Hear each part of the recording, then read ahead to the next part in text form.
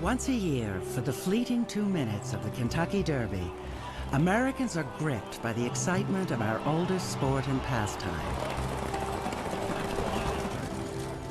But very few of us are able to go behind the scenes of the sport of kings, to hang out with the owners and trainers on the backside of the racetrack, to witness the birth of a foal on a cold morning in the Kentucky bluegrass. It's all part of a largely hidden world, built on history and tradition, knowledge and luck, passion and blood, and built most of all on dreams. This is the world of the Thoroughbred.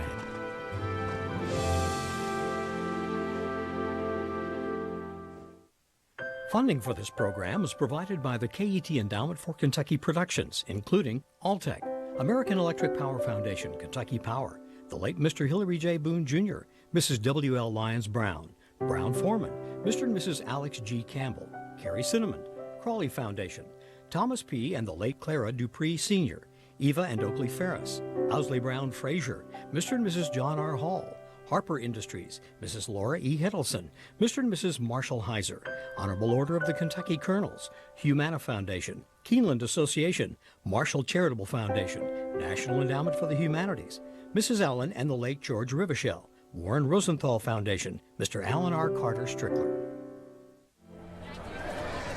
The very, very first steeplechase race was run in Ireland in the 1600s. Two gentlemen, a Mahoney and a Kelly, and one said his horse was faster than the other, and they ran from Buttervent to Charlottesville, and the points in between were two church steeples, and hence the name steeplechasing.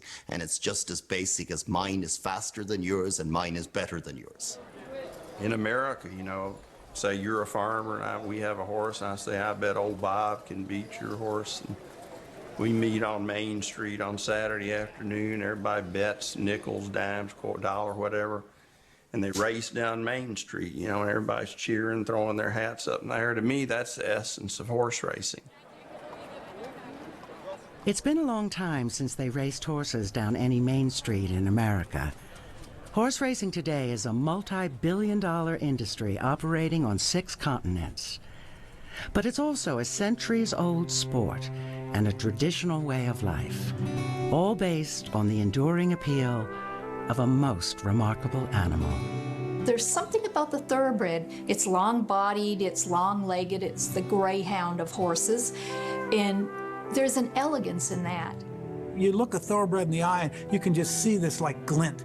It's not like a car, it's not like a boat. This is a living, breathing animal, one of the most magnificent animals that's ever been created or bred. One of the attractive things about thoroughbreds is that sensitivity and that realization that they need the human. People are touched by this animal. There's something in its beauty, its elegance, its athletic prowess, its desire to win. Perhaps that's something all of us aspire to be anyway, and we see this in this breed of horse.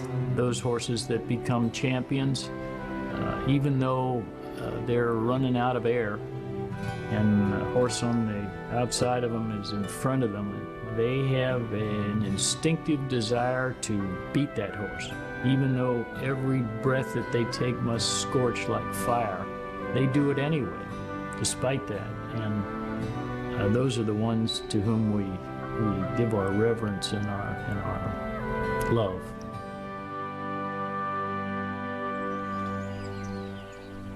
The Kentucky bluegrass, heartland of the thoroughbred. Nearly half of all American racehorses are bred on these farms encircling the city of Lexington. This place is called Stone Farm, and the owner is Arthur Hancock. It's a great area to raise a horse. Horses put good bone on here. There's a lot of limestone in the ground, which puts the bone on, I think. You have to have fresh land. You need to rotate it just like you would if you raise soybeans, wheat, corn, you know. I like to have big fields for them to run in. I think that maximizes their genetic potential. That's what we do. We're farmers, and the crop we raise is horses. Arthur Hancock has been a partner in 3 horses that won the Kentucky Derby. He bred Fusaichi Pegasus, who won in 2000. He co-owned Sunday Silence, who won in 1989. And he bred and co-owned Gato del Sol, who won in 1982. In the old days of the bluegrass, a veteran horseman skilled at handling and appraising thoroughbreds was called a hard boot. It was a term of respect for the shrewd and stoic men whose boots turned stiff from walking through the wet grass of many early mornings. He's quite a character, this foal. He's kind of a man among men, really. He's by Bernardini, out of a mare named Owsley. If you watch them real good, they'll do special things for you, and you keep your eye out for them, and they'll do it just like he was standing up in that rain. You know, it was pouring down the rain. I said, well, I better check them, see how they're doing. Went out there, and he just standing straight up in the air, just pawing that rain like a boxer, you know. Lip just snurred back as far as he can get it tight. Powell told me about that. I didn't see it, but that gave me chills. Thundering and just him standing straight up on his hind legs, curling his lip back, looking up at the rain. I mean, he's just like a showman. You know, you get out there watching, he wanted to show off in front of him. He's one of the best foals we've had around here since Fusaichi Pegasus. Fusaichi Pegasus, when he was born, there were about 5 of us around there, and he was just delivered from the mare.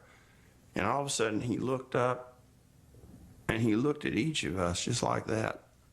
And I said, look at him. And he studied each one of us. Never seen a foal do that. It turned out, I mean, he won the Kentucky Derby. I did see something special in him. Now, on the other hand, Sunday Silence was a weedy little foal, just an average foal, you know. I didn't see anything in him. I remember when Gato del Sol was a foal, he was a small kind of foal. Sam Ransom was here, and he kept saying, this is the Derby horse. We'd be turning out the yearlings. He said, there comes a Derby horse. So you never know. Like Whitting used to say, never say anything about a horse till he's been dead at least 10 years.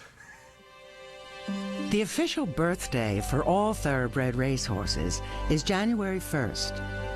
Horsemen want their mares to give birth early in the year so that the foal is not small and immature compared to the other competitors of the same age. Since the gestation period for a horse is a little over 11 months, early spring is both the foaling and the breeding season. Today, an 11-year-old mare named Cerise is driven across town from Stone Farm to the stallion division of Three Chimneys Farm. Among the several stallions here is Smarty Jones, winner of the first 2 races in the Triple Crown, the Kentucky Derby and the Preakness. Early in his career as a stallion, his stud fee, what you must pay to have your mare bred to him, was $100,000. And in a single spring season, he was bred to more than 100 mares.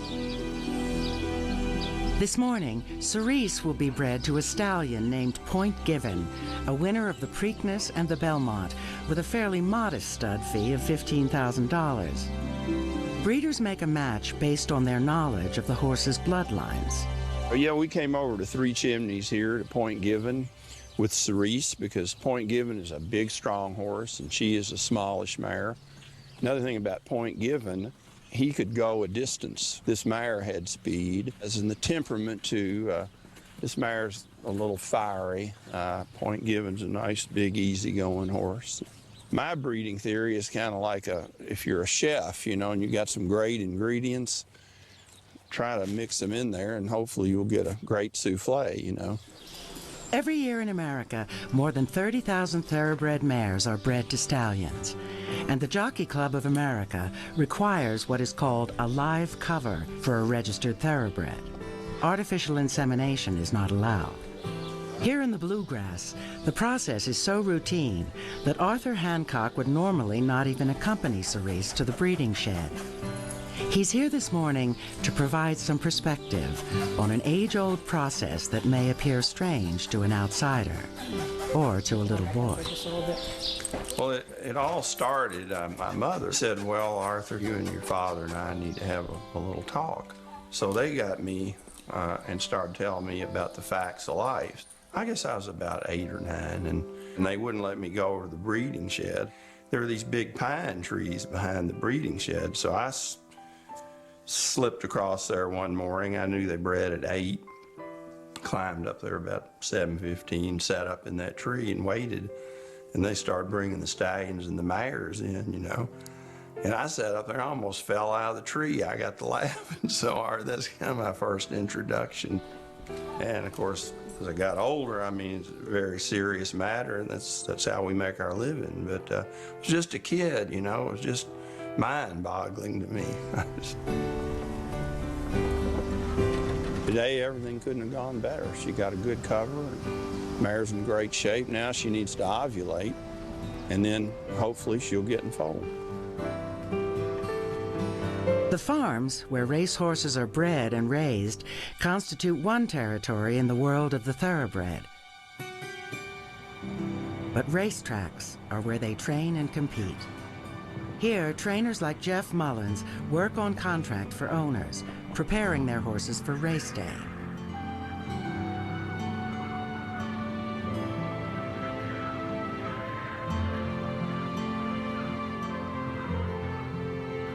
You get to see these horses grow just like I Want Revenge. You know, we got him as a baby, and we got to watch him grow and all the stages they go through until they get to this point, and it's pretty amazing. And to know that you helped that horse get to this point from where he was, you know, it gives you a good feeling.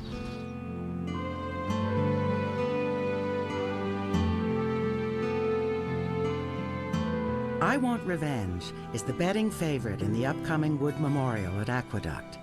A series of prep races lead up to the Kentucky Derby. The Wood is one of the most important, with the Derby only 4 weeks away.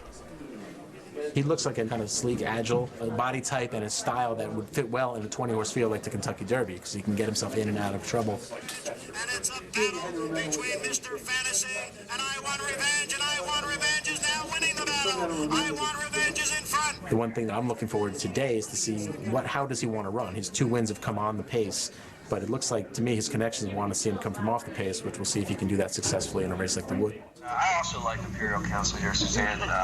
You mentioned that he should be closer to the pace. In his 3 previous races, Imperial Council kind of impressed me.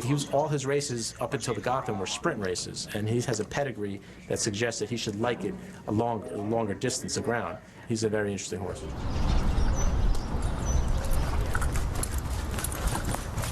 You know, I don't like to take a horse out of his game too much, you know. I mean, you know, I think there'll be plenty of speed in here in the Wood. So, you know, we won't be up there on it. I think we'll be laying a little closer where we were in the Gotham, because I think you're going to need to. But a lot of that's going to dictate what goes on during the, you know, the early stages of the race. I think the distance is to his advantage. Imperial Council is owned by a partnership called Sequoia Racing and is the second favorite in the Wood Memorial. I bought him in 2007 at the Keeneland September sale. When I went and saw him, I really liked him. I thought he was very athletic and balanced, and seemed to have an intelligence and a confident personality that sort of resonated with me. Of course, you know, I mean, I don't think you ever know that when they're good till they step out here and really do it. But he seemed to have a special quality about him. We got into the business as official horse owners. I mean, we dabbled, but I mean, we got serious in 1999. Horse racing became more of a full-time thing. And then the luck that we feel to have I Want Revenge now is just, it's hard to even describe. I'd never bred anything, and I just thought, you know, all right, we'll try getting into the breeding business. And we flew back to Kentucky, and when we flew back to see Maggie-O, she was my first broodmare. and she was pregnant with I Want Revenge. But I got to hug I Want Revenge in her belly and feel him kick in, and I was kissing his belly, and I'm like, oh, you know, and I was talking to him. I didn't even know it was I Want Revenge, and now I'm like, oh my gosh. I Want Revenge drew post position #1. Obviously, we're in kind of a spot where we drew the 1 hole. Sometimes you can get bottled up and you don't get free running room, and it may cost you a race. Joe Talamo's riding him. I Want Revenge, I've worked them, you know, almost 20 times in the morning. If they're getting on them in the morning and they're riding them regularly in the afternoon, usually all you have to do is tell them good luck. You know, I believe I have the best horse in the race, and he's training better than he ever has. So we'll, you know, hopefully we'll get a good effort and we can go to the Derby. Nothing bothers him really. I mean, he's pretty aggressive kind of horse. You know, he's got a strong constitution, and he doesn't let anything bother him.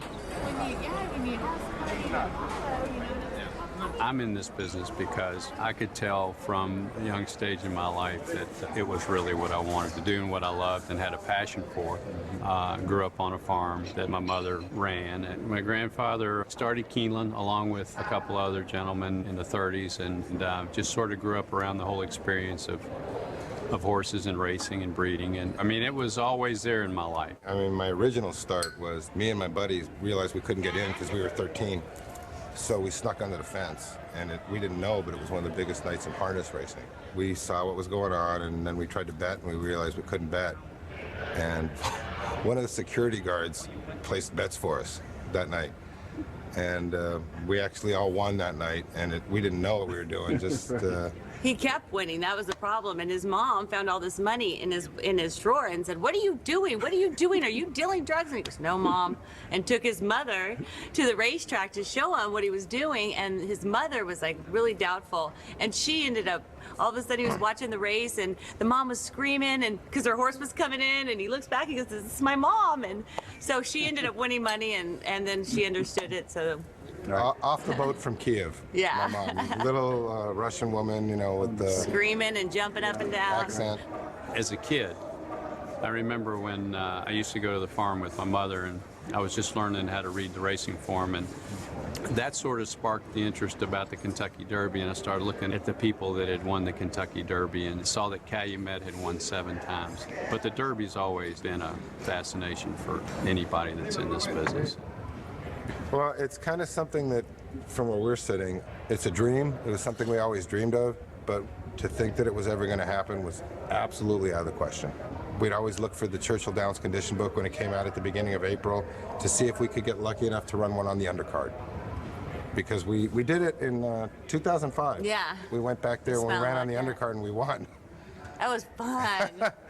Oh my goodness, we were walking out to the winner's circle and David goes, "Turn around and look where we are." And I turned around and I saw the grandstands and I'm just like, oh my gosh. And having a horse in the Derby is just a dream. And to win it, you might as well pick us up. We'll be on the floor. Because, you know, it's just too much. It's just too much to ask. Finally, the day of the Wood Memorial has arrived. Thanks, I appreciate it, man. It's a big step we can take. Oh, I know.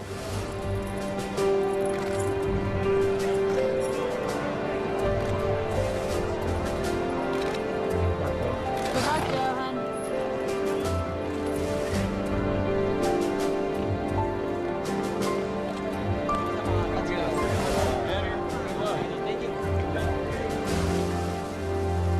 They're in the gate. And they're off in the Wood Memorial. Oh, I want revenge. Broke last of the field. He was absolutely flat-footed at the break, and he is left at the back of the pack. And Lord Justice takes the field round the first turn. Atomic Rain is second. Imperial Council much closer to the pace today. And last of them all, Joe Tolomao is relatively unhurried with I Want Revenge after that disastrous beginning. As Lord Justice leads the field down the backstretch run, Edgar Prato's got Imperial Council right up there on his heels in second, behind a moderate half mile of 48 seconds. Atomic Rain is third toward the inside, Just a Coincidence is fourth. I Want Revenge now is commencing a bid. He's just outside the half-mile pole, and he's 5 lengths from the leader, and the leader is still Lord Justice. Imperial Council, just a little nudge there. Still a length behind. Lord Justice still holding him off. I Want Revenge is only 3 lengths from the lead, but he's in behind a wall of horses as the field turns for home in the Wood Memorial. Lord Justice, Imperial Council, Just a Coincidence. Can I Want Revenge get running room? He's in tight. He's found a narrow seam, and he is coming indeed. I Want Revenge comes on through to take the lead. West Side Birdie, second on the outside. A remarkable victory for I Want Revenge today, coming from last place over trouble almost threw out to win the Wood Memorial.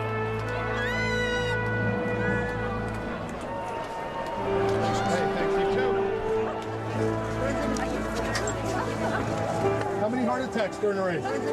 Great jockey. I mean, he's 19. He stayed calm. He didn't do nothing wrong. Rattled the gate a little bit, and he stepped back. I almost had a heart attack 3 times. We got one more show to go to. Thoroughbred racing is a very simple sport. My horse can beat your horse. And some days, when my horse beats your horse, it means that my horse is going to the Kentucky Derby, and yours is not. I can carry the far. No horse. Yeah, no horse. Horse racing is the oldest sport in America.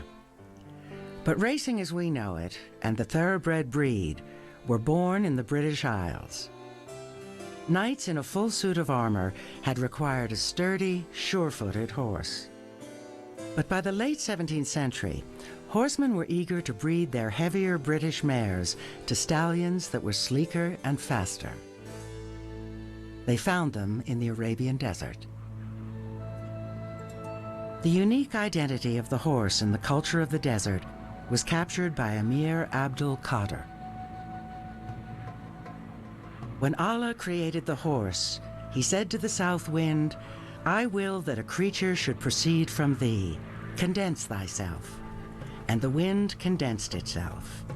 Then Allah said, "I have called thee horse, thou shalt fly without wings." Then he signed him with the sign of glory and of good fortune, a star in the middle of the forehead.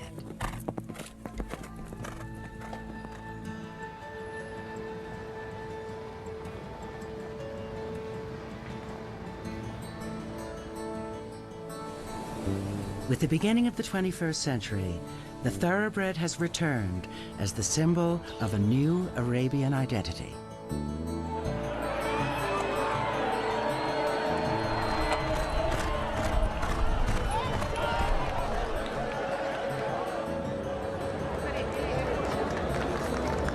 This is not Al Sheba racetrack in Dubai. The winning horse with the jockey in blue silks is from Godolphin Stables. The trainer is Saeed bin Surur. The owner is Sheikh Mohammed bin Rashid Al Maktoum. Sheikh Mohammed is the ruler of Dubai, one of the wealthiest men in the world, and the owner of hundreds of thoroughbreds on farms all over the world.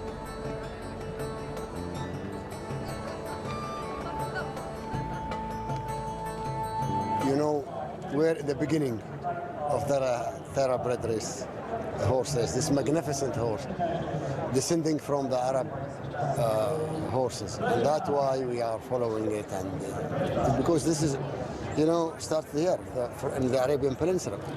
The horse is in the blood of the Arab. And even the Quran said, you know, the horses are lucky for the family.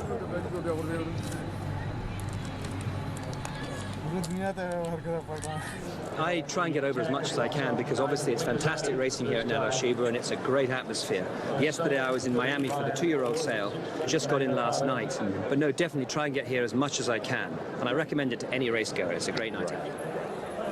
I fell in love with horses and I was naturally competitive. I loved sport. So I used to go racing at Ascot when I was about 11, 12 years old.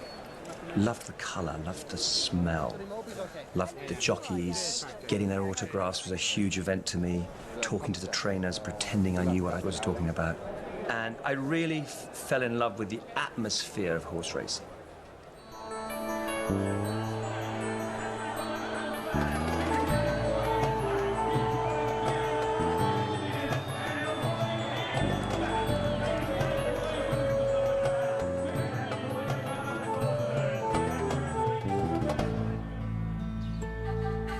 There were the first three thoroughbreds. One was called Dali Arabian, and he was found in the Middle East by an English cavalry officer and brought back to England to be mated with the hunter mares, along with a horse called Godolphin and a third horse called Bayali Turk.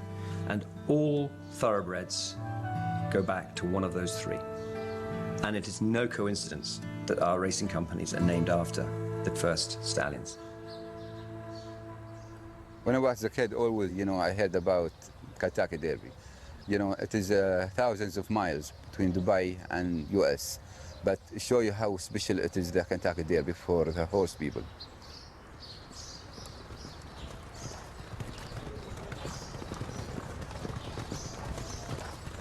Always we talk with the team and with Sheikh Mohammed, about the future and about the program for the Kentucky Derby. Desert Party, he's a horse, he improves all the time.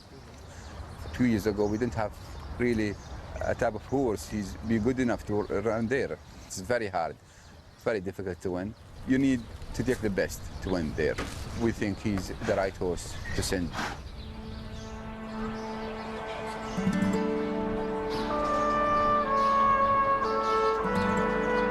It's no secret, Sheikh Mohammed once said how much he would love to win the Kentucky Derby. Now, he loves to win the Kentucky Derby because the Kentucky Derby is to horse people an Everest. It's a Mount Everest. And Sheikh Mohammed loves climbing Mount Everests. But secondly, purely and simply for Dubai, 90% of households know who won the Kentucky Derby that day. And if it means that 90% of Americans know about Dubai, know about Sheikh Mohammed, know that there are good people who live in the Middle East, imagine what impact that can have. Imagine what impact horse racing can have on American society.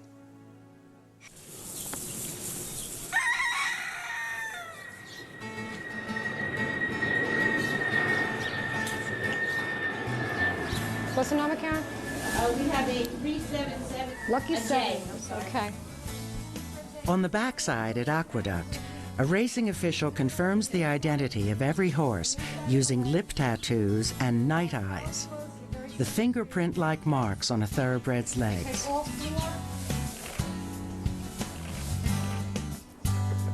The backside might seem like a strange place to an outsider, but for the grooms and riders, track employees and trainers, the backside is home. In many ways, the backside of the racetrack is a community in and of itself. Inside those grounds, it's all bets are off. It's not a normal society, but that's why we love it. It draws people who are fascinated by that and who like hanging out with characters. The thing I love about the racetrack and the community on the racetrack is that there's not a lot of political correctness back there, and we like it that way. It's almost like a free-willing culture that harkens back to old days where people are not bound by convention. I love the people on the track for that. They're really real. It's bound by its own rules, which aren't really rules. My husband's a horse trainer, and he trains for people who have more money than God. And so they'll come back to the barn after a race, and they'll be down there talking to that horse's groom. And that groom is named Enrique, and he's from Mexico. Where else are you going to find Enrique from Mexico talking to this person who comes from generations of wealth? For a few minutes, there are no class distinctions because the horse erases all of that. I can't explain it, but wasn't there a saying that all men are equal on the turf and under it? And I think that really says something about what the thoroughbred does. Today, a majority of farm and backside workers are from Latin America. But for decades before, most of these positions were filled by African Americans. The guys on the backside, they used to joke with each other. Everybody had a nickname. So my dad, they called him Scotland Yard, and so they decided to call me Scrap Yard. And since I was Yard son, I was Scrap Yard. My little brother was Junk Yard. I want to introduce this special lady here. This is my mother, Irene Winston, which worked at Churchill Downs backside when they had a black kitchen and a white kitchen, and the memories within our head are golden. Derby Day on the backside was something to behold because people came from all over the world and from all over the United States, and people with no money came. And on the backside, they had a fence back there, and some of the guys would go cut them a hole in the fence, and if you had a quarter, you could come in. If you had 50 cents, you could come in. And if you didn't have a dime, you could come inside that track. And when the Derby race come, barn number 1, I don't know if it's still there or not, they'd go up in top of the barn, the grooms would. Go up in the top of the barn to watch the race, because you could see it better back there than you could on the front side. Well, at the time, Freddie and I guess we were 17, 16, 18, around that age, and it was just like a big, happy family. Once you went into the gate of Churchill Downs, it was like a family, black and white alike. Somebody pull out some deck of cards, you might play what we call racehorse rummy, and then after a while, somebody be winning so much, they say, well, here, I got some craps. And then we'll start shooting, but it never was no violence, no cursing, nothing rude. It was gorgeous.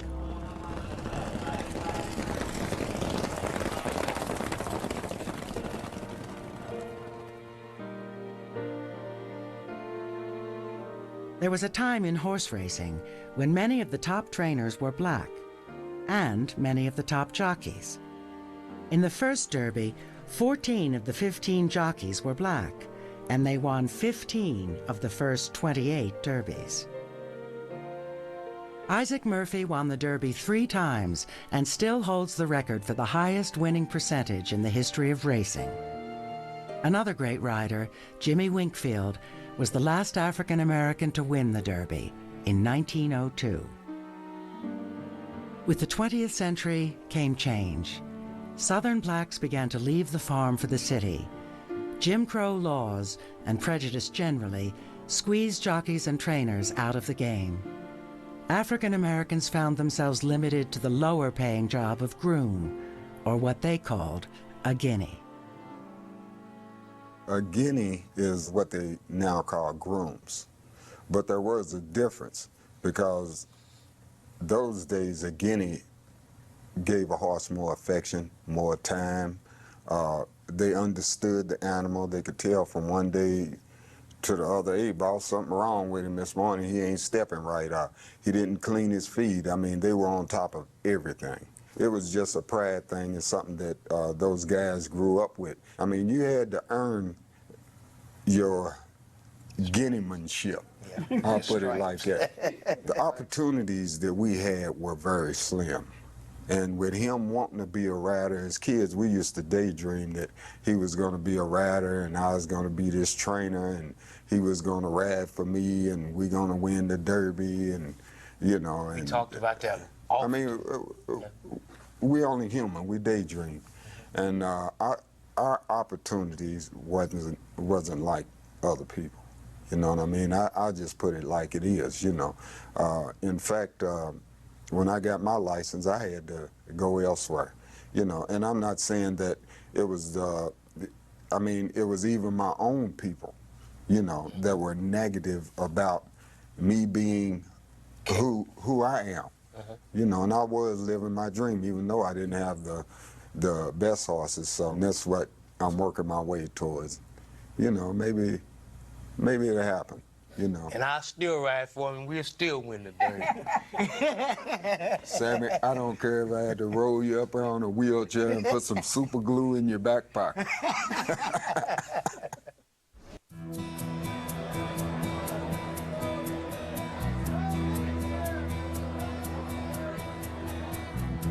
In the centuries-long history of racing, it is only in the last 50 years that women have become jockeys.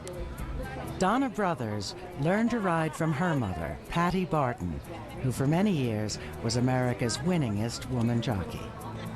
A good rider, whether it be male or female, is more sensitive to the animal. Far more races won and lost with what goes on in your head than whatever was with a whip. Fillies and mares are more likely to be no-stick horses than colts or geldings.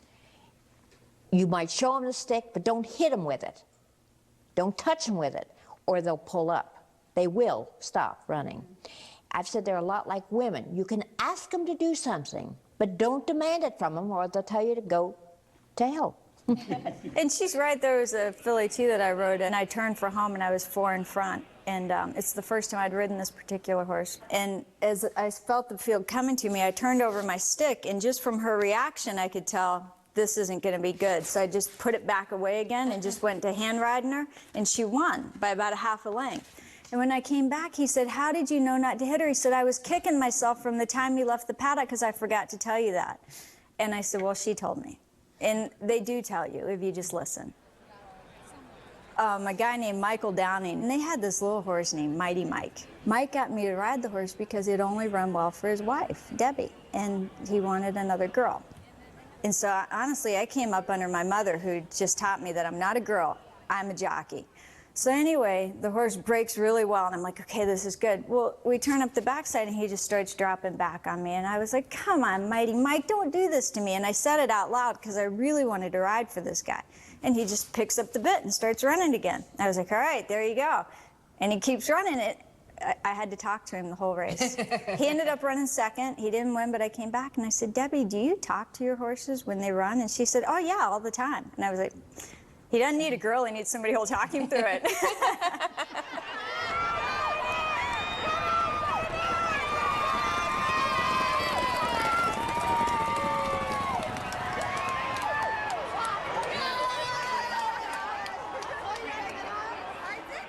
I'd read all the horse books in life, all the Black Stallion series, okay? And I was a horse-loving kid. And left home after I graduated from high school to go rodeo, trick rode and rode saddle broncs. And women were just starting to ride and decided, why shouldn't I give it a shot? So I was the 5th woman in the country to become a jockey. And the horses I got to gallop were the ones that somebody else didn't want to gallop. I would have horses that would go onto the racetrack, rear up, fall over backwards. Within 30 minutes in the kitchen, they'd say the same thing. That girl fell off again today. And that's the thing about being a female in this business. You had to work 3 times as hard and be twice as good to be considered half as much as the next male rider. Mom really ended up having to be a scrapper. She got to where her reputation preceded her, and she would go to a new race meet, and guys were afraid of her. Jason Service, who trains horses, he said, I was scared to death of that woman. He said she was so strong, I'd see her with her muscle shirt on, and her arms were twice the size of mine. At that time, if she hadn't done it the way she did it, the guys would just run over top of her. And so she wasn't afraid to fight, and as she's often said, there was no way for her to lose a fight. If she won, they got beat up by a girl, and if she lost, they beat up a girl. What a great way to make an easy living. It's a tough way to make an easy living.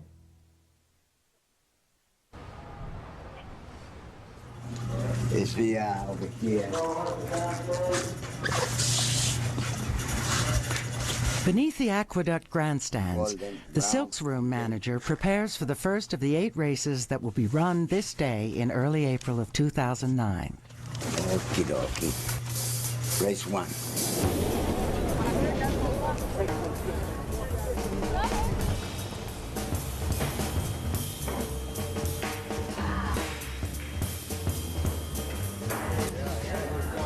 Hope you're smiling when you leave. All right. Same one, sir. Put that in the pocket there for you. You're good, man. God bless you. I love you. Like football or baseball, horse racing fans come for the color and pageantry and for the fierce competition. Yet racetrack attendance has fallen dramatically over the last generation. What's less well known is that the handle, the money wagered on horse races, has remained relatively high. The enthusiasm of the average fan for watching a race is directly tied to their betting interest. Imagine for yourself that you've just bet $100 on Lady Elaine. Now, watch the race.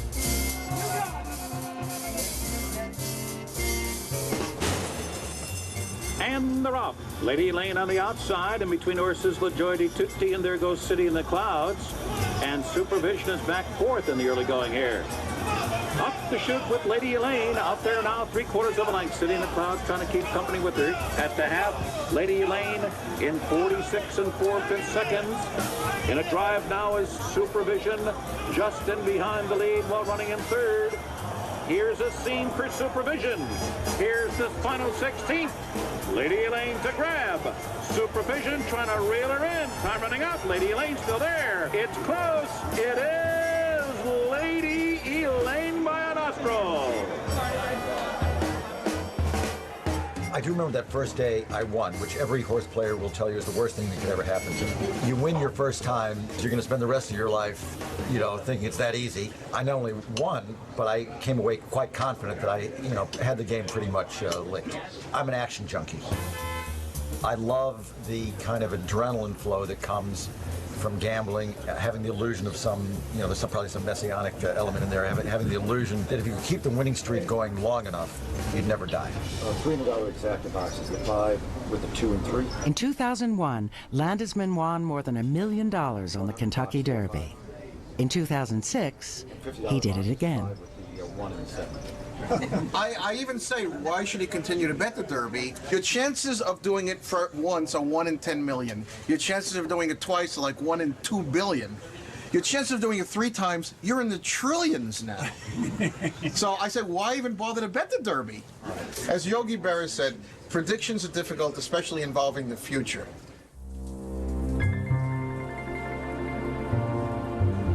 Nobody goes to the track anymore. 90% of the money is bet off track. Right. Most money these days is bet either in parlors like this or people sitting in front of their computers and betting. When you go to the racetrack, it's a vast, empty shell. Which is too bad because the ambience of the racetrack itself, the color and the feel of it is special. There's no place like it. Horse racing has a great romance to it. It has horses and the jockeys and their colors and the stories of the owners. It has a great human and animal dimension to it. There's live beings that you don't have with a slot machine or a roulette wheel or a deck of cards. So the rhythm of the racetrack is so wonderful. A race every 30 minutes. You slowly build to this payoff that the whole thing lasts only a minute. It's a little like, someone once said, it's a little like sex. There's this big build up, it lasts a minute and everybody smokes a cigarette afterward. My day job is in the theater. I love the theater because it's passions. There's not that much passion in a lot of normal businesses, but there's great passion in some fields. Theater is one, horse racing is another.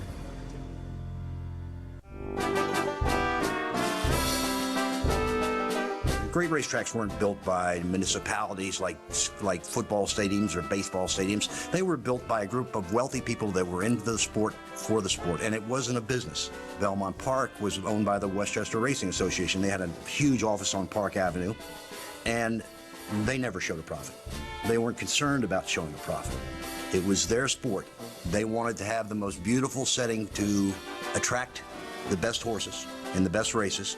And at the end of the year, when that racetrack lost $1 million, all the members that were members of the Westchester Racing Association got a little bill in the mail, wrote their little check out, sent it in, and never missed a beat. The foundation of what we do here is sport. It's not business.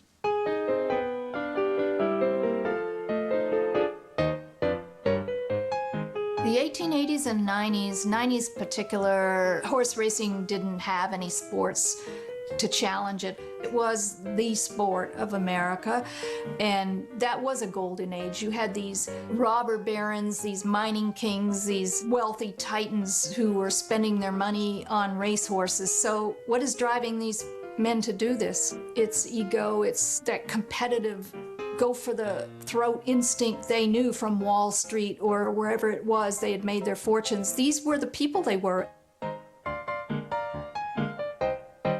That was the beginning of the patrician stables that endured through successive generations into, I'd say, the 1960s. Although most lived in New York, the great families looked to establish their racing stables in the bluegrass region of Kentucky. Here, in the mid-19th century, Robert Atchison Alexander had employed the science of animal husbandry and the aesthetics of British landscape design to develop livestock on his family's Woodburn farm. Alexander was especially known for his thoroughbred bloodstock. His stallion Lexington was the leading sire for 15 years. By the turn of the century, the union of Gilded Age fortunes and local horse expertise had given birth to the classic bluegrass horse farm. They were breeding to improve their own stock so that they could keep having the best horses. They didn't go into this with the idea of selling everything on the farm. So they were constantly breeding to the best horses out. They were breeding for soundness, they were breeding for endurance, they were breeding for all the right things to improve the thoroughbred. By the mid-20th century, the Bluegrass Horse Farm was emblematic of the good life. This farm, Calumet, was named for the baking powder brand of owner Warren Wright. It was on its way to becoming the greatest thoroughbred stable in history. Starting with Whirlaway in 1941, Calumet won 8 Kentucky Derbies, a record that may never be broken.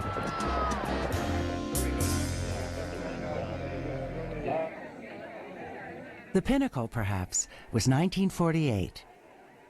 Early that year, trainer Jimmy Jones introduced the latest of Calumet's highly touted 3-year-olds.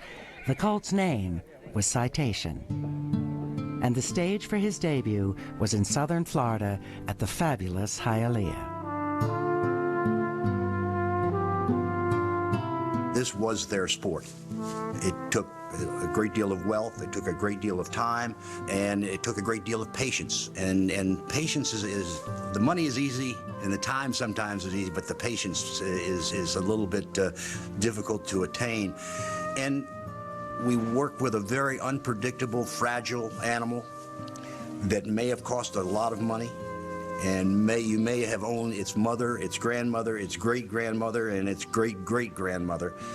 And your father owned some of them, and your grandfather owned some of them. So you've got all that tradition, and you got all of that time, that money, that patience wrapped up in it, and then you're part of it. Then you're part of the fabric. They didn't do it so much to win, but they did it to be part of something that was great.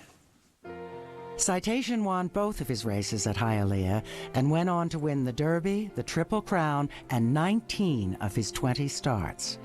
Many consider it to be the greatest season ever by a thoroughbred. In 1950, Warren Wright died, and his widow, Lucille, carried on Calumet's winning tradition. A few years later, she married a Hollywood socialite, writer, and retired admiral named Gene Markey. Over the next couple of decades, the industry and the world changed. Newer generations of the great families lost interest in the sport, and the era of bloodline consciousness, human and equine, was fading. A young trainer, recently hired by Calumet, arrived at the farm and became a witness to its last great days. The Admiral and Ms. Markey, I'd only worked for them about a month. They wanted me to come down from New York to see the yearlings. Fly down here and land at the airport, and there's the Rolls Royce with the chauffeur waiting for me. Grabs my bag. People are looking at me. I'm going, man, this is unbelievable. Go to the main house here on the farm, and there's Charles, the butler, and he said, let me have your bag, Mr. Veach. The Admiral and Ms. Markey are out in the trophy room, and would you like to have a cocktail before dinner? So now here's a man that's been married. Before he married Lucille Markey, he was married to Hedy Lamarr, Joan Bennett, and Myrna Loy. And I mean, he was absolutely charming. And he was old and infirm, but he was still charming. And we sat around and had a drink or two, and then I went upstairs to change, put on my tuxedo, and Charles, the butler, stopped me and he goes, Mr. Veach, he said, I noticed that when your man packed your bag, he forgot to put in your bathrobe, your slippers, and your pajamas. And I have taken the liberty sending the chauffeur in to Lexington to get those articles for you.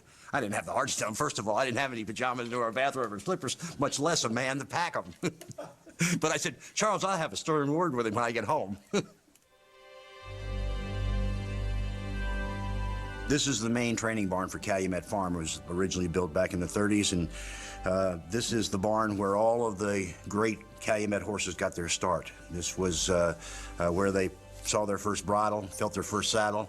They were born 200 yards from here, and as foals, weanlings, yearlings, one-year-old horses, they matured and developed in these great green fields that are surrounded by these white fences that became so much of the tradition of Calumet Farm, and certainly the tradition of one of the greatest racing stables the world has ever seen.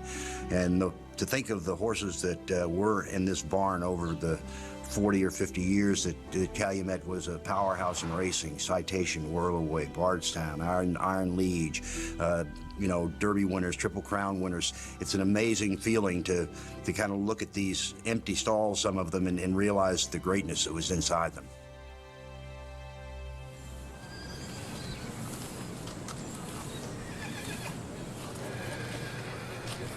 The horse racing triumphs of the great families may be a fading memory, but men of commensurate wealth and ambition, like Sheikh Mohammed of Dubai, still long to possess the beauty and power that is the thoroughbred.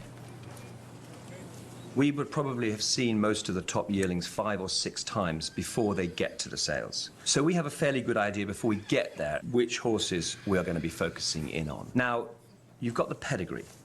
No matter what you say, professional sportsmen have more chance of breeding a professional sportsman than a dentist does.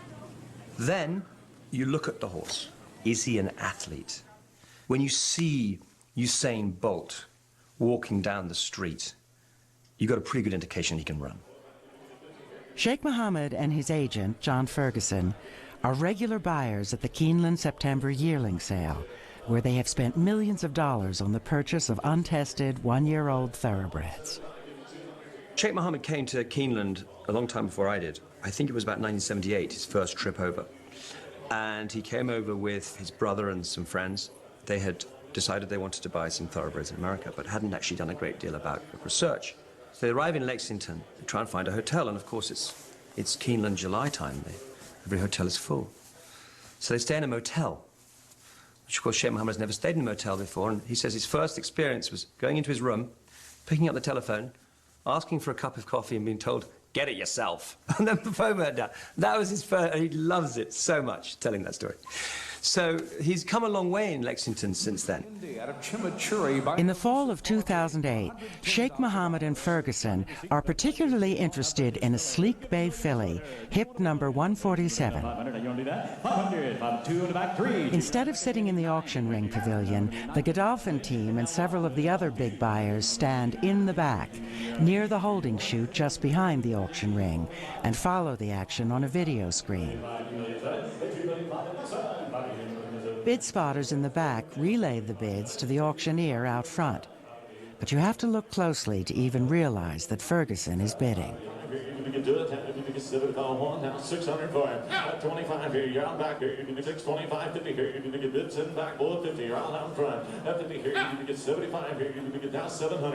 You've got to accept the fact that you're going to be wrong most of the time, but you pray you're going to be right a sufficient number of times to make the whole exercise worthwhile. Is it nerve-wracking? Yes, it should be nerve-wracking, because you're spending somebody else's money and you're spending a lot of it. But then on the other hand, you've also got to accept the fact that the majority of times you get it wrong. You know, because every time you go in there, you're going in to try and buy the winner of the Derby.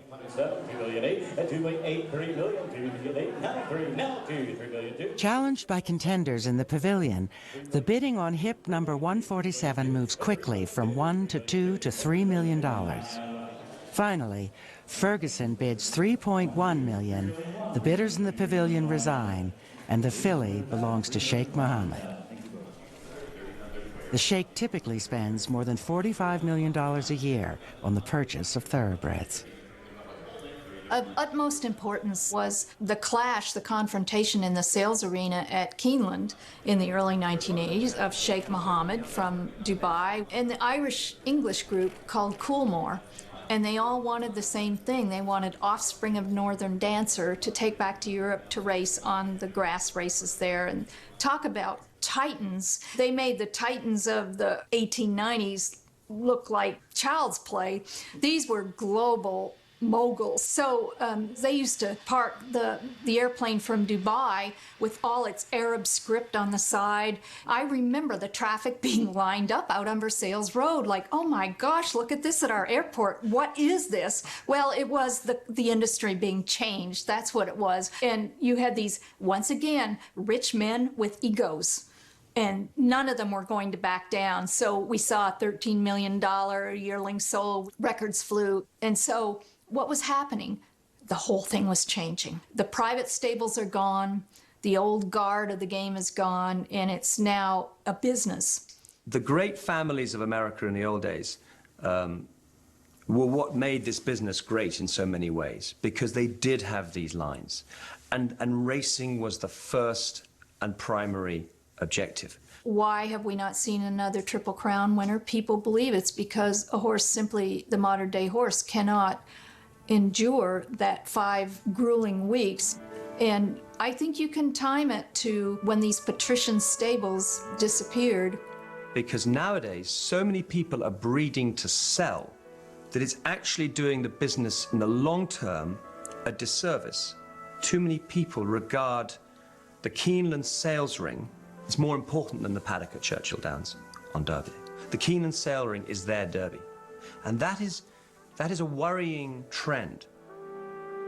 Well, I'll never forget one battle that took place right here. Sheikh Mohammed was standing in the back with one advisor, and the Coolmore representatives were on the inside with their trainer, Wayne Lucas. They hooked up on a big, strong brown colt, and they had a bidding war that we'll never forget. And they were just bopping along at $100,000 up to $500,000 bids. Sheikh Mohammed had this like eagle-like look in his eyes. He didn't take it away from the bid spotter back here. And you could see the intensity that he wasn't going to be beat by his rivals that he runs against every weekend in Europe in some big major race. Turns out the horse wasn't worth a pile of beans. He never won, and to make it worse, he was infertile as a stallion.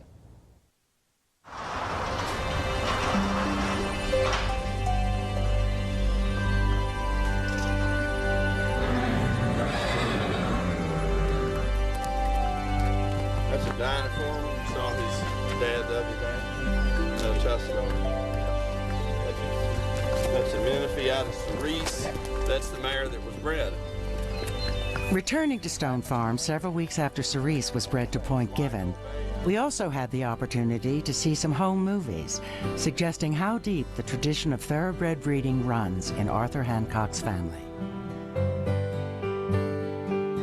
Confederate Captain Richard Hancock started the business in Virginia after the Civil War, but it was in Kentucky that his son Arthur established the legendary Claiborne Farm.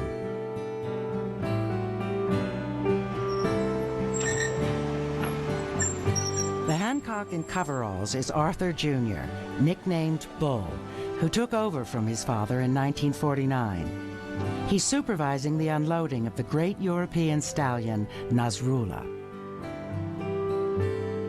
Over the generations, the Hancocks lent their expertise to several of racing's great families, the Phippses and Woodwards, and the Wrights of Calumet.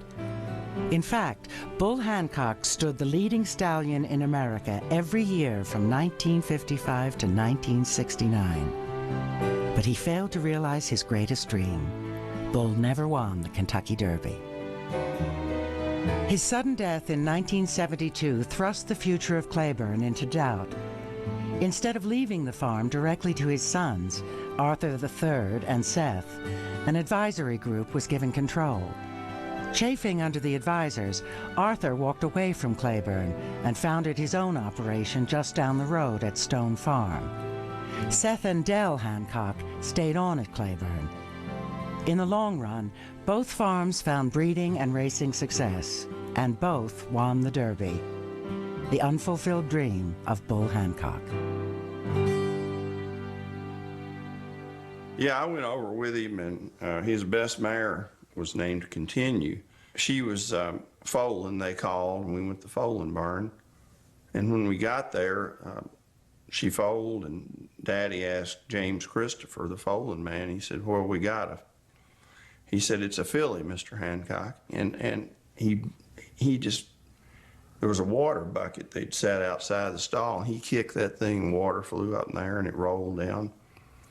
He said, "All I get these fillies," because he wanted a colt to try to win the Derby. And so he stomped, he was mad, and he stomped around there for a minute, and then he said, "Well, is she all right?" And Jimmy said, and he held her up by one ear and said, "She just got one eye, Mr. Hancock." And I looked, and there was just a socket for one eye. It was like my father just exploded, and the feed tub was sitting out there. It was an aluminum feed tub. He kicked that thing, and it went up in the air and rolled all the way out the barn. And he said a few choice words, and then he told me to get in the car.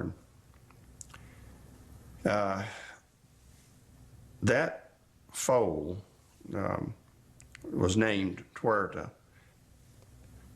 and ended up being the dam of Claiborne's first Derby winner, Swale, who was born after my father had passed away. And it was very strange. It's almost like it was destiny.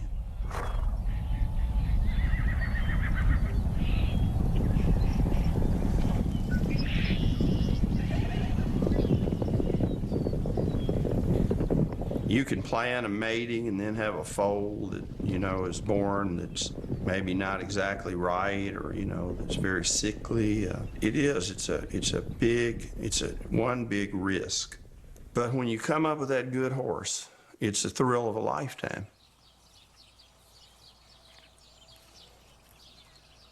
Cerise, the mare bred to Point Given in 2008, is pregnant and due to deliver in the spring of 2009.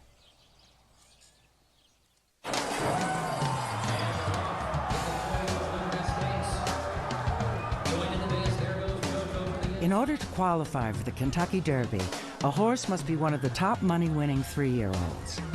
And one of their last chances to win enough money is the Bluegrass Stakes at Keeneland.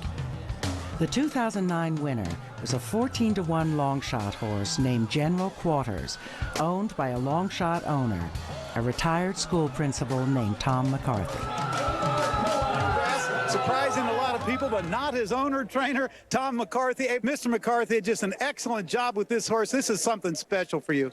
Yes, it is. He trained like a champion all week, and after that breeze last week, I knew I had him right where I wanted him, and I think he exhibited the tenacity to go on to the Derby. As a former high school principal, could you ever see this happening, have a Bluegrass horse, a winner, and a Kentucky Derby contender? I was hoping. 2 weeks later, and Derby week has begun. Morning workouts attract big crowds and big media.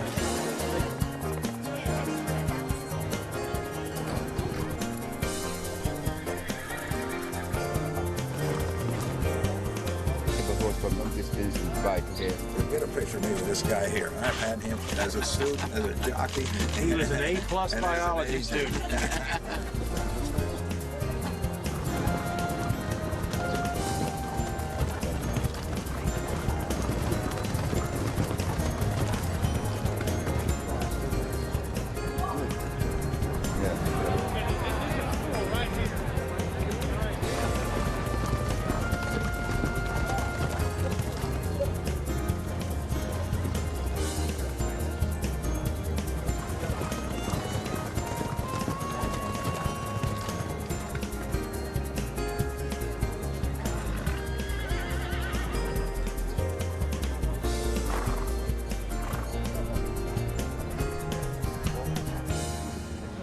"25 or 30 years ago, the major dailies in New York, Chicago, LA, Miami, and Louisville, Lexington, all had full-time turf columnists, almost daily turf columnists covering the racing.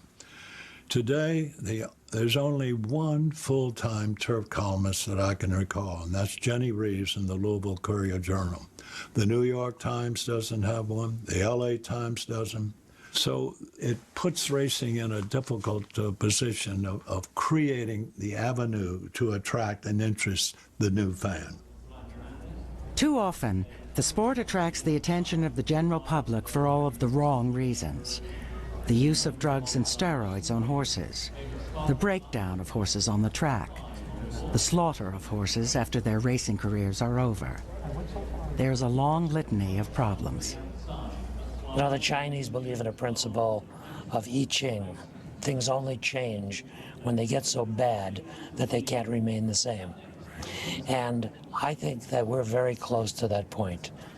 The problem is you have 38 racing jurisdictions, all of which has their own little fiefdom and power base that they want to control, and giving that up is very difficult. However, despite all the bad news, there are wonderful occasions in which people gather to enjoy the sport.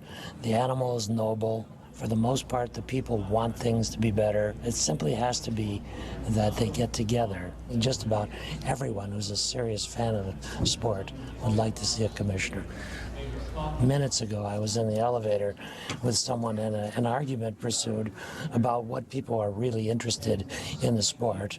And the fellow I was arguing with said the horses. Well, that's not true at all. It's the people. From East Coast and West Coast, favorites and underdogs, all of the owners and trainers come together for lunch during Derby week. Among them is the owner of the hot horse, David Landsman.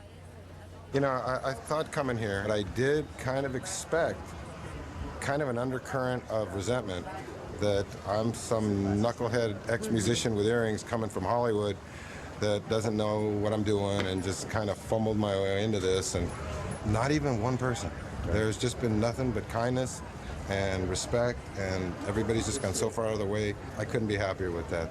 But we do love the game, and we might not look like the Blue Bloods, but our hearts are. One of the things that I love about this game, and it's probably what draws me to it more than anything else, I don't think you can name anything else in the world that would cause that reaction. To cause adults that are business people to just start jumping on each other, nothing will do that like winning a big horse race. It's like a roller coaster, you know. One thing about horse racing you learn, and the highs are so high, and right now we're at the peak. And like you said, if we don't win, it goes down, and you have that real letdown for a little bit, and you're just like, you got to regroup. You're going to fail 8 out of 10 times if you're extremely successful. A 20% win percentage is great in this game, and you've got to be able to take those 8 losses, and to us, the 2 wins make it more than worthwhile.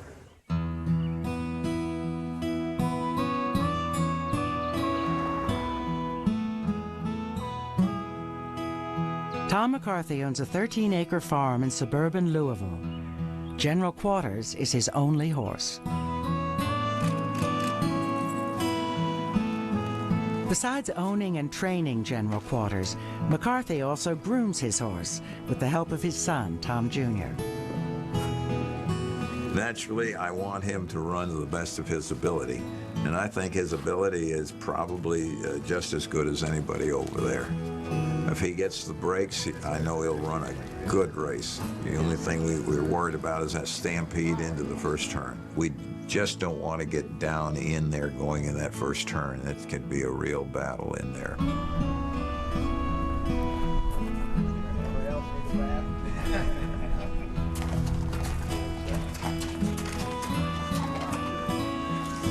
How did he look this morning? Oh, I thought he went great.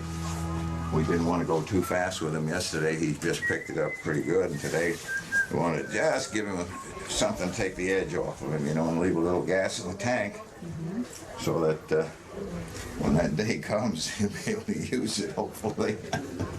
Tom, have you been overwhelmed by all this? No, not at all. I'm enjoying it. What's the thing you like most about the whole deal? Being with the horse, grooming him, taking care of him. You can see him walking here. Look how he looks. He looks regal, this horse. People don't realize how nice a horse this is. He is bred so beautifully. What's it been like from winning the Bluegrass till now? Like, have you heard from people you haven't heard from in years and stuff like that? Yes. I think I've got, I've got a little over 100 letters and notes on my desk. I have a lot of letters from former students and people. You don't think winning the Derby would change your life? No. Did you ever think you'd get there? Well, I thought it'd pass me by. McCarthy is one of the local horsemen who are based year-round at Churchill Downs. The people that are in it are in the same boat I'm in, you know. We're all trying to win races, and we're all good friends. We have 1, 2, 3, 4, 5, 6 horses. We're the little people. A few days before the Derby, the owners and trainers draw numbers and choose their post positions for the race. People are coming in, and they're shipping in from New York and California and, you know, Florida and all over. And I don't know these people as well as I know some of these others. They can buy, you know, what they want, and I can't. Selection order number 17 goes to Godolphin's Desert Party. That's how you've been so ordered from forward.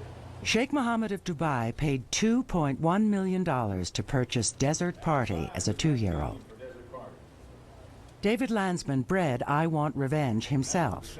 But just before the Wood Memorial, he sold a 50% share to IEAH Partnership for over $4 million. General Quarters, owner-trainer Tom McCarthy coming forward. Since winning the Bluegrass Stakes, McCarthy has refused similar offers for General Quarters, a horse he bought for $17,000. General Quarters will start from gate 12. The General, he is not for sale, because I probably will never go in this path again. I think what they say there was 36,000 3-year-olds this year or something like that, and only 20 will make it. And what do you think my chances are again? He's not for sale. I'm going to take him as far as he'll go. All right, here we go. Post position order. Westside Bernie, number 1. Morning line odds 30 to 1. We think we'll be right there going into the first turn. Hopefully, maybe 3, 4, or 5. Also, General Quarters in there at 20 to 1. I mean, I can see us having a perfect stalking trip. You know, if it breaks well and everything goes well. The morning line favorite, 13. I Want Revenge, 3 to 1. Derby Day begins with dark clouds hanging over the backside of Churchill Downs, especially over the barn of I Want Revenge. For only the second time in Derby history, the favorite has been scratched the day of the race. When we got to the barn this morning, did our routinely every morning check of the legs and detected a little pressure and touch of heat in the left front ankle. Jogged him up and down the asphalt, flexed the ankle. At that time, Dr. Foster had shown up, and we could tell that he wasn't 100%. We just felt in the best interest of the horse, we're not going to run. All that's really going through my mind right now is just, I've got these cards dealt and what we need to do at this point. I can't look back at what might have been, and that's really not going to do me any good. I think I've hired the best people in the world. When the words came out that running could hurt the horse, I looked at both doctors and I said, then this is no debate. What are we talking about? We'll fight another day. I've been in this business kind of all my life, and most of the things that I've learned in this business, I've learned by hard knocks in more ways than one. And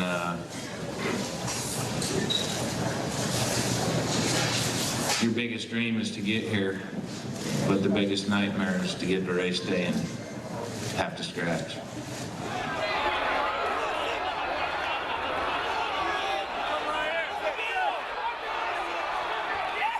A turf race on the Derby Day undercard, less than 2 hours before the big race. Section 318 at Churchill Downs is the area in the grandstand from which most of the owners will watch the Derby. Hey, Julep! Ice cold, Julep!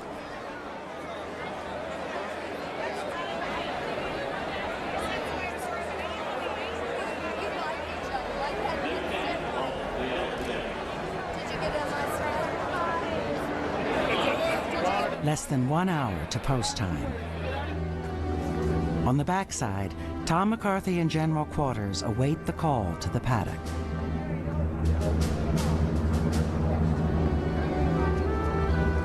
Attention on the backside. All Derby horses need to go to the gas. All Derby horses need to go to the gas.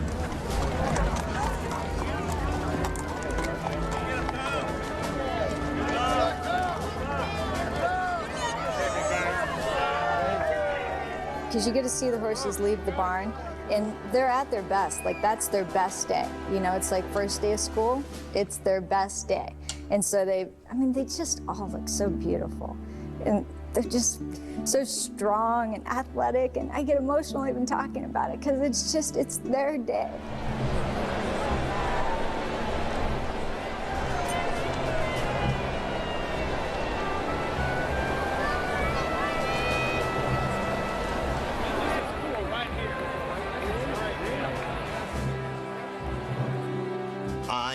Addicted to the Kentucky Derby. Being any other place in the country, Christmas Day is celebrated on the 25th of December. If you reside here in central Kentucky, Christmas Day is the first Saturday in May. If you ask any trainer, owner, jockey, what race is the race that you would want to win the most, 99.9% of them are going to say the Kentucky Derby. It has a mystique about it that's like no other. It's just totally unbelievable. It's not just a race. It really is not just a race. It's a happening. It's a worldwide happening. The clock stops at 6 o'clock on the first Saturday in May. The greatest thing that could happen would be to raise a Kentucky Derby winner on this front. It's just the culmination of 3 years of breeding, raising, training, hope, everything that goes into a great horse. It would be, it's beyond belief. But someday,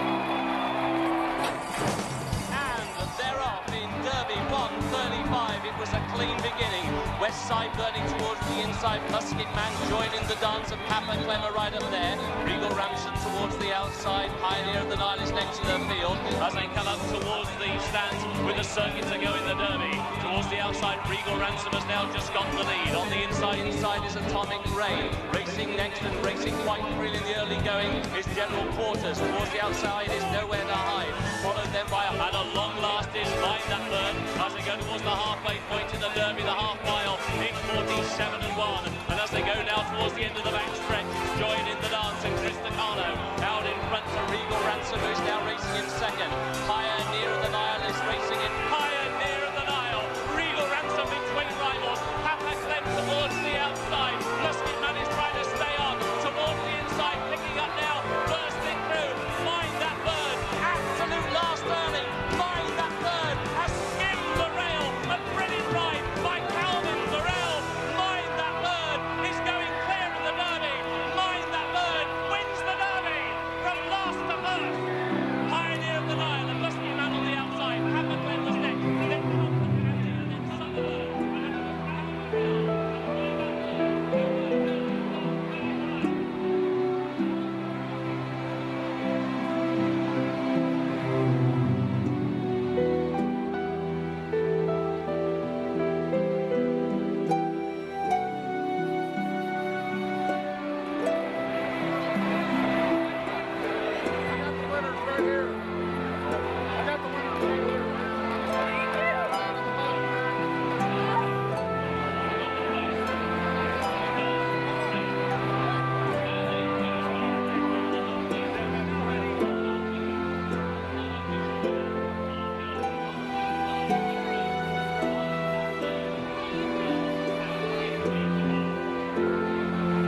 Most of the time in horse racing, the favorite does not win. Calvin Borel and Mind That Bird, a 50-1 long shot, drove home that fact in Kentucky Derby 135. Over the next 5 weeks, 2 other horses would win the Preakness and the Belmont in the Triple Crown. And in the fall, yet another horse would win the Breeders' Cup Classic. I Want Revenge, the Derby favorite who seemed so invincible, never got out of the gate.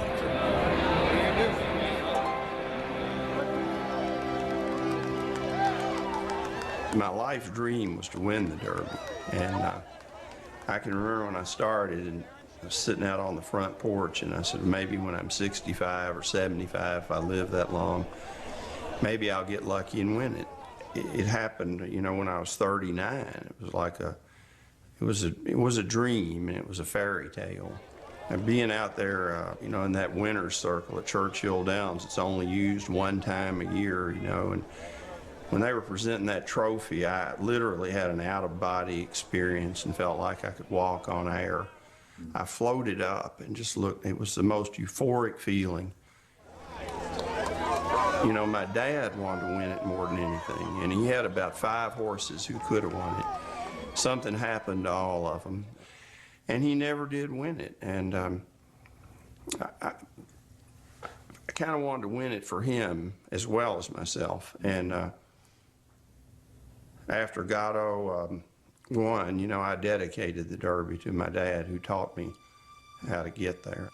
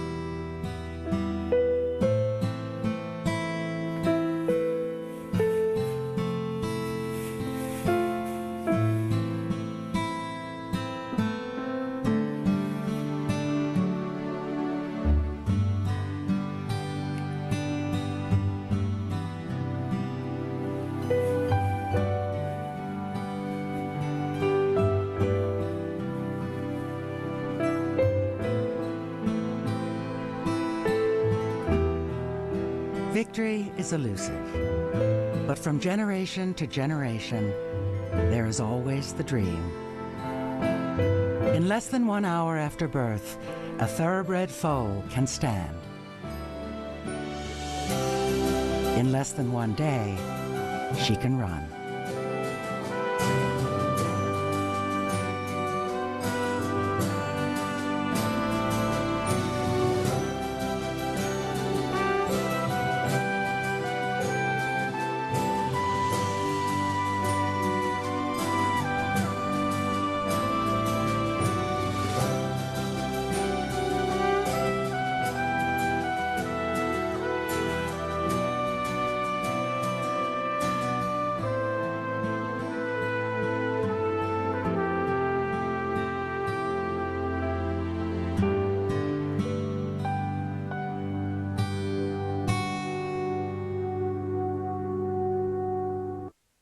Funding for this program is provided by the KET Endowment for Kentucky Productions, including Alltech, American Electric Power Foundation, Kentucky Power, the late Mr. Hillary J. Boone Jr., Mrs. W.L. Lyons Brown, Brown Foreman, Mr. and Mrs. Alex G. Campbell, Carrie Cinnamon, Crawley Foundation, Thomas P. and the late Clara Dupree Sr., Eva and Oakley Ferris, Owsley Brown Frazier, Mr. and Mrs. John R. Hall, Harper Industries, Mrs. Laura E. Hiddleston, Mr. and Mrs. Marshall Heiser, Honorable Order of the Kentucky Colonels, Humana Foundation, Keeneland Association, Marshall Charitable Foundation, National Endowment for the Humanities, Mrs. Allen and the late George Rivichel, Warren Rosenthal Foundation, Mr. Alan R. Carter Strickler.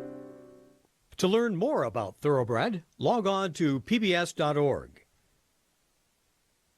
Thoroughbred is available on DVD. To order, visit shoppbs.org or call us at 1-800-PLAY-PBS.